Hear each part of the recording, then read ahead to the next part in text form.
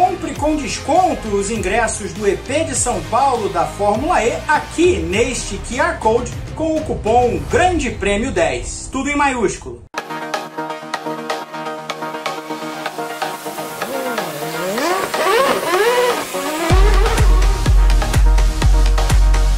Bom dia, boa tarde, boa noite, amigas e amigos do Grande Prêmio. Pedro Henrique Marum por aqui, espero que tudo bem com todos vocês. Vamos falar de um assunto que sacudiu o noticiário da Fórmula 1 nessa primeira semana de lançamentos, né? Claro que a Haas lançou o carro dela ainda na sexta-feira passada, mas foi um lançamento isolado ali para abrir os trabalhos. Essa semana não, essa semana já teve uma sequência de lançamentos. A notícia da investigação sobre uma possível conduta imprópria do Christian Horner com um membro do staff da Red Bull, que explodiu no começo da semana. Foi uma notícia completamente surpreendente.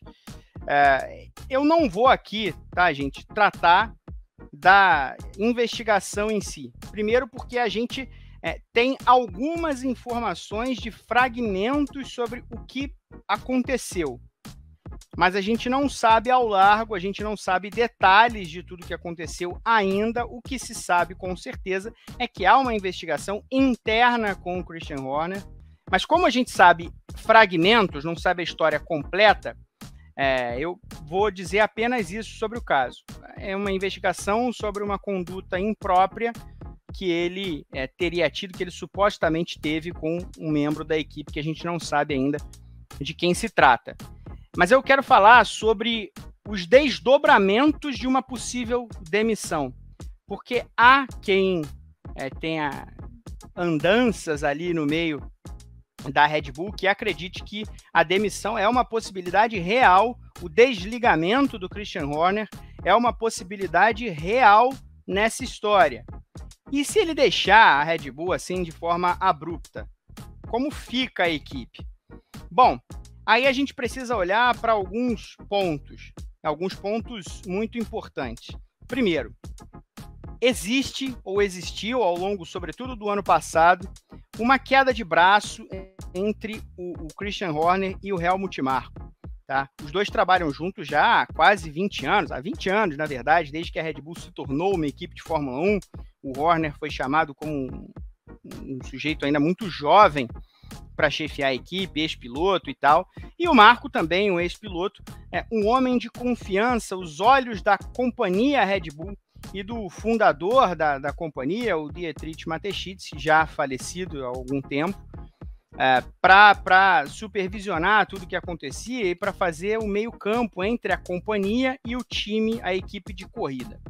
E eles trabalham juntos há quase 20 anos, não sem algumas rusgas, mas o pessoal, sobretudo na imprensa alemã, austríaca, germânica, anunciou, informou ao longo de meses passados que houve ali uma queda de braço entre os dois, decisões situações nas quais ambos pensavam de maneira distintas. Isso vai desde escolha de pilotos, por exemplo, o próprio Helmut Marko falou sobre isso, que o Horner foi contra a contratação do Nyck de Vries para a AlphaTauri no começo do ano passado. Foi uma decisão do Marko, vendo a falta de nomes no mercado, mas o Horner foi contra, e foi o próprio Marko que falou isso depois da decisão sobre demitir o Nyck de Vries no meio da temporada.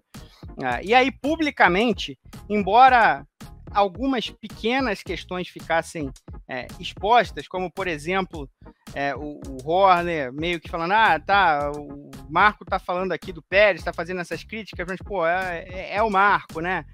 Tirando essas pequenas alfinetadas, os dois publicamente trabalharam em harmonia, mas internamente a gente sabe que tem fratura, já teve fratura no passado, e as fraturas nos últimos meses se mostraram claras, inclusive com boataria sobre uma possível saída do Helmut Marko da Red Bull. E aí, de novo, parte da imprensa alemã chega até a tratar como uma vitória do Marko na queda de braço essa investigação contra o Horner. Algo muito, muito agudo de se dizer, acredito eu. Mas a gente começa a olhar para o restante da companhia e como a companhia olha e se divide entre Christian Horner e Helmut Marko. A gente sabe, por exemplo, que o Max Verstappen é Team Marko, né? Ele já se mostrou partidário do Helmut Marko em outros momentos. E que a parte da Áustria, da Red Bull, a fábrica, a companhia, a parte austríaca, também é favorável ao Helmut Marko, que continua tendo uma entrada e um poder grande na companhia, mesmo após a morte do Dietrich Mateschitz, há mais ou menos 2 anos. Só que o Christian Horner tem um apoio também muito grande da parte tailandesa da Red Bull. Vamos pensar aqui que a origem da Red Bull bebida energética, ela vem da Tailândia, e depois é uma união da empresa de bebida da Tailândia com as ideias progressistas para o esporte, para o mercado do Dietrich Mateschitz, que vão formar o que hoje é o conglomerado Red Bull, para muito mais do que uma bebida energética. Mas há uma parte de ações, há uma parte de acionistas, stakeholders e afins na Tailândia, que é quase 50%, divisão quase que total com aquilo que há na Áustria, na divisão austríaca da Red Bull. É uma divisão real das coisas. E aí, a Adrian Newey. Adrian Newey, todo mundo sabe, é Christian Horner, né? O Adrian Newey trabalha junto ao Horner há muito tempo. O Horner tomou as decisões sobre poder liberar o Newey do dia a dia da Fórmula 1 há alguns anos, quando a situação não estava indo de vento em popa para a Red Bull não estava conseguindo brigar pelo título mundial, não por conta dos seus projetos, mas muito por conta dos motores. E aí, de outro lado, o Newey estava meio que de mãos atadas e meio desmotivado com aquela coisa, com a maneira de trabalho, ele não tinha como fazer muito mais, acabou sendo liberado para dedicar o dia a dia a competições de barcos de velocidade, só supervisionar os projetos da Fórmula 1, e a partir da definição da nova geração de carros, e com o efeito solo sendo o norte da aerodinâmica desses carros atuais da Fórmula 1, ele é trazido de volta porque é o maior especialista do mundo sobre efeito solo, o Adrian Newey, e o resultado está aí muito claramente, um domínio absoluto no Mundial. O Newey tem um contrato, mas ninguém sabe, e é um contrato recém-renovado, mas ninguém sabe quais as cláusulas desse contrato. Afinal, o Adrian Newey é uma lenda da Fórmula 1, né? Não é exagero nenhum dizer isso.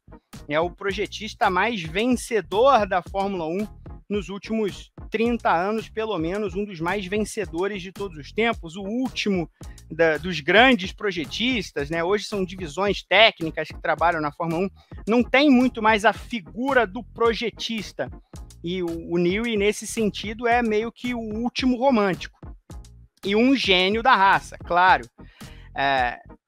Faz sentido imaginar que o contrato de um cara como o Adrian Newey tem gatilhos de saída caso algumas situações não caminhem na direção dele. E aí o pessoal já vai buscar na internet gente da família do Adrian Newey curtindo postagem nas redes sociais, porque seria ótimo um carro do Adrian Newey aqui projetado para Hamilton e Leclerc, Ferrari.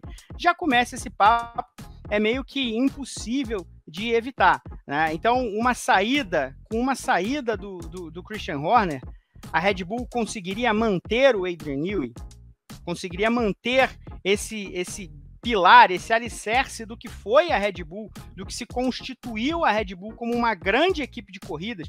A Red Bull era uma bebida energética apenas, né? Há 20 anos, quando chegou na Fórmula 1.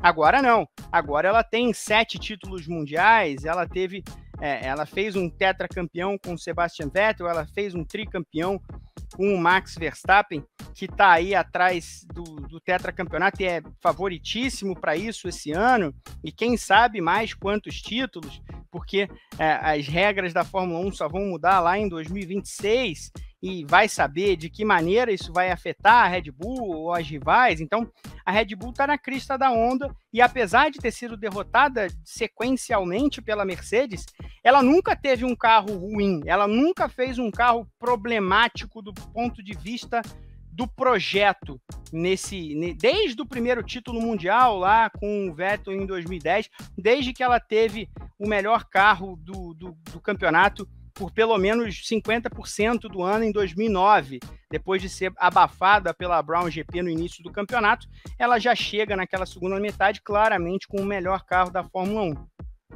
Então não se sabe muito bem como a Red Bull consegue se manter, sobretudo sem um cara como o Adrian Newey, que mantém esse projeto ou esses projetos tremendamente fortes ano após ano, dando ou não dando para ganhar. Uma última questão é a primeira grande queda de braços da Red Bull como equipe de Fórmula 1 constituída após a morte do Dietrich Mateschitz. Há o controle ali, há o comando, há uma cúpula que controla hoje as ações esportivas da Red Bull.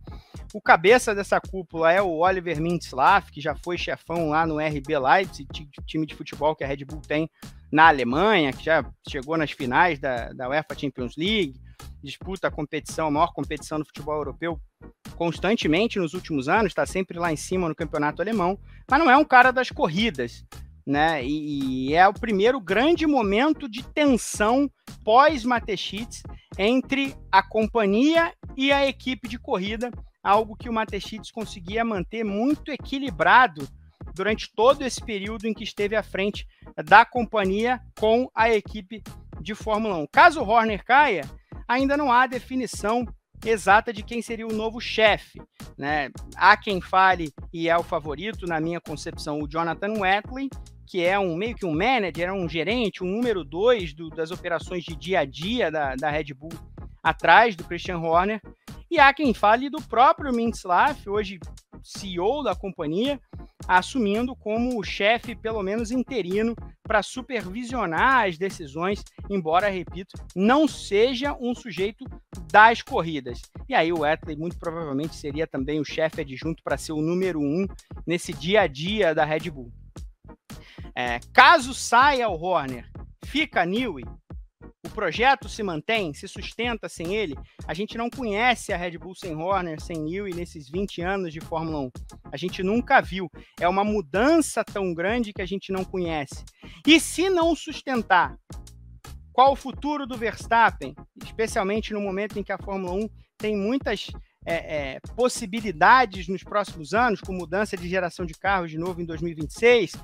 Qual o futuro da companhia na Fórmula 1, repito, porque é o primeiro grande momento de tensão da Red Bull como companhia, olhando para a Red Bull, equipe da Fórmula 1, no pós-Dietrich Mateschitz. São muitas dúvidas, muitas questões que tem tudo para colocar um ponto final na sequência de domínio da Red Bull a curto prazo, porque vai ser um terremoto lá pelos lados da fábrica da equipe em Milton Keynes. Não para esse ano. Se acontecer uma demissão de efeito imediato, o projeto desse ano está pronto, muito provavelmente até no ano que vem as coisas não vão mudar muito, porque no ano que vem as equipes já vão alterar pouco os seus carros olhando para 2026. Mas no futuro, após isso, a Red Bull vai ter muita coisa a provar, né, para saber como vai funcionar a Red Bull, como pode funcionar a Red Bull sem essas duas figuras, sem Christian Horner, sem Adrian Newey,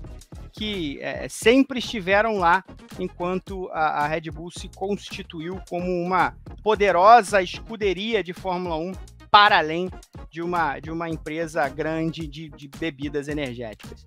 Quero saber o que vocês acham do futuro da Red Bull nesse cenário e, claro, convidá-los a curtir este vídeo, o canal e dar o share, compartilhar aqui se vocês gostaram do debate, também aumentar o debate, trazer aqui para os comentários, porque o seu engajamento é muito importante. Com isso eu vou indo embora, um grande beijo e um grande abraço, a gente se vê logo mais. Até mais!